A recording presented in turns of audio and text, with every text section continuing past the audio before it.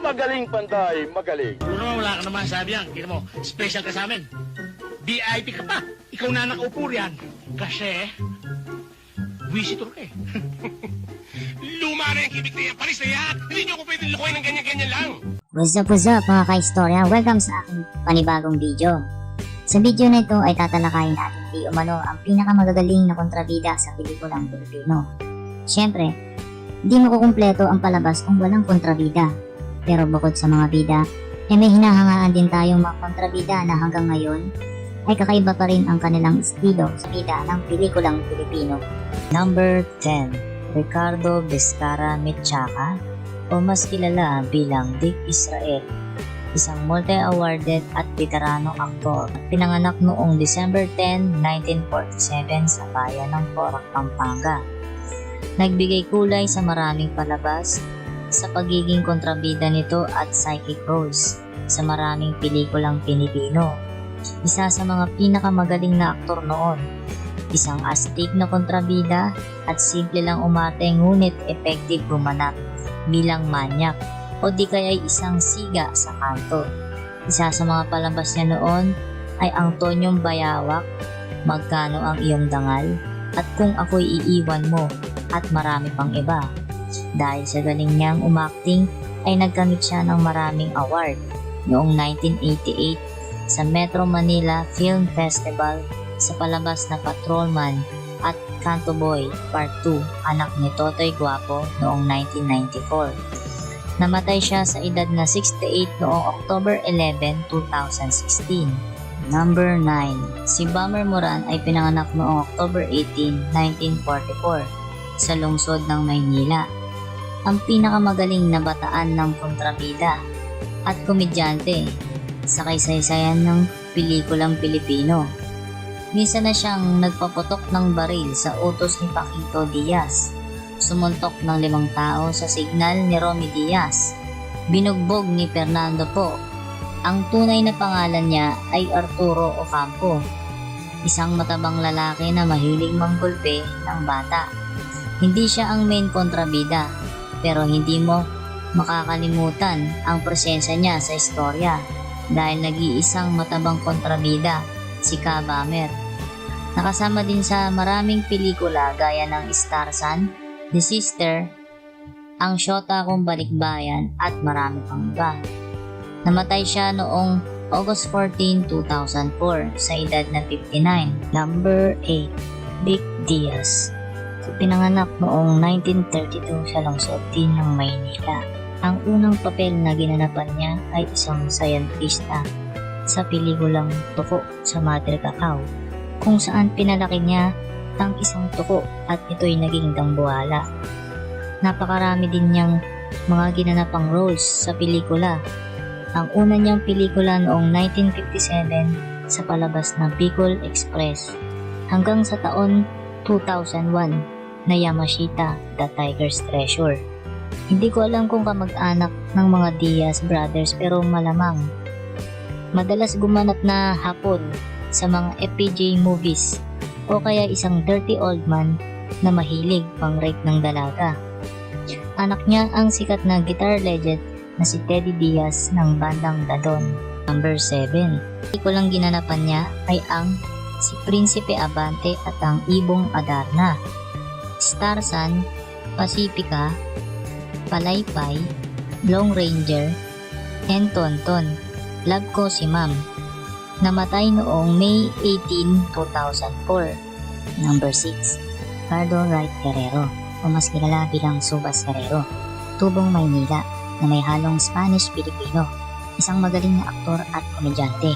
Nakilala siya sa TV gag show na Champoy noong 1980 hanggang 1985. Bukod sa telebisyon ay lumabas din siya sa maraming pelikula gaya ng Pakilang noong 1978, Karapatan Kong Pumatay, Kapitan Guti noong 1990 at Gao Yasyan noong 1995. Lumabas din siya bilang kontrabida sa mga sikat na action movies gaya ni Fernando Po Jr., Ramon Revilla, Joseph Estrada at Rudy Fernandez. Palaging isang mayaman na sindero o kaya naman ay isang politician na mapang-alipusta sa mga mahihirap.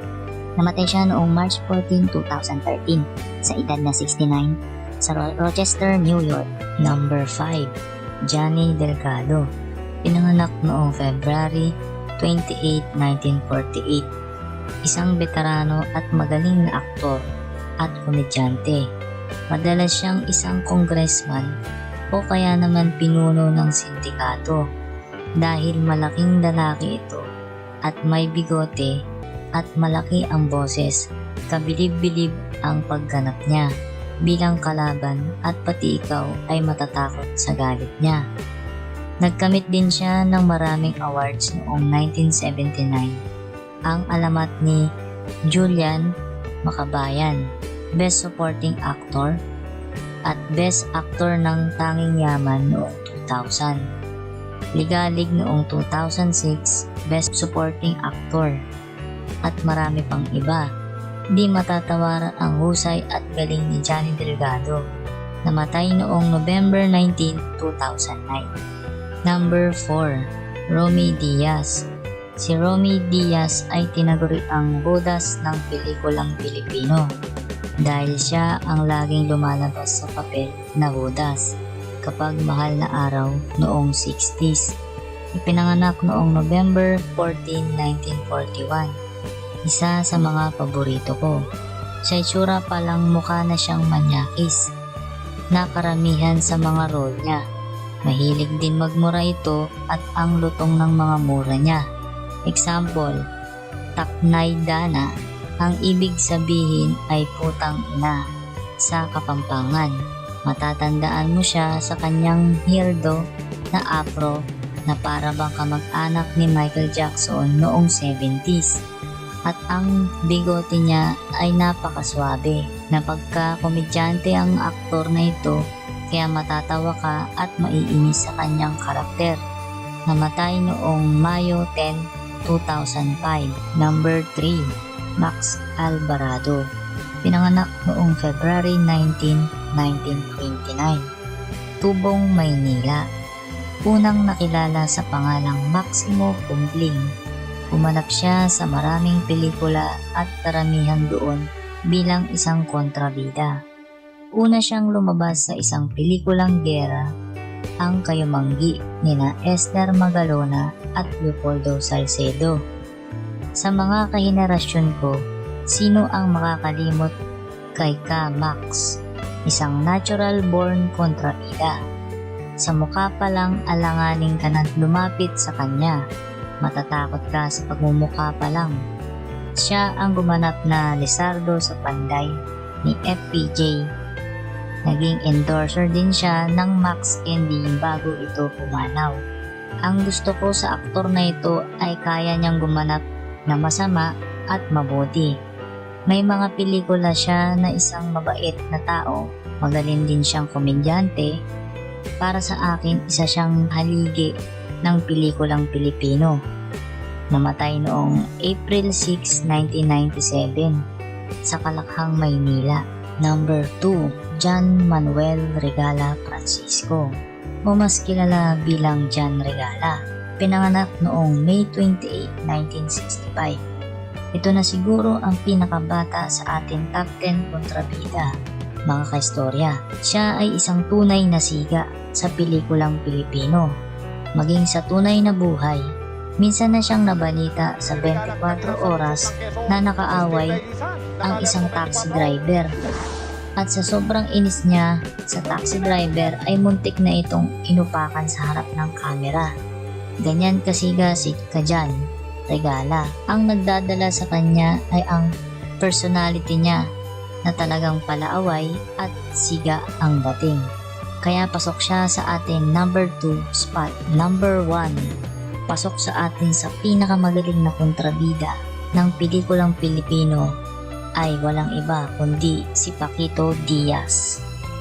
Pasok sa number 1 ang kontrabidang ito. Bakit ba kamo? Isang manyakis, mayabang, matakaw, siga na kalaban, ngunit sa pelikula lamang at hindi sa totoong buhay.